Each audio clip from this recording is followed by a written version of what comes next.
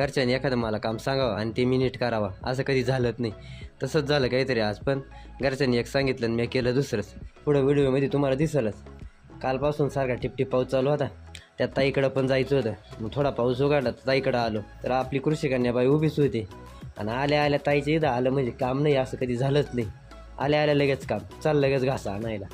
घास आणाय आलो, घास घेऊन आलो, नाही तर लगेच मशीन चालू करून दे. मशीन पण चालू करून दिलं. थोड्या वेळात तिथं थांबलो. मग ताईकून घरी आलो तर मग मम्मीने सांगितलं काम हाती घेतलं. मकाला ना खत टाकायचं होतं. मग युरिया आधीच आणून ठेवलेला होता. तर सुपर फॉस्फेटची गोण आणायची होती.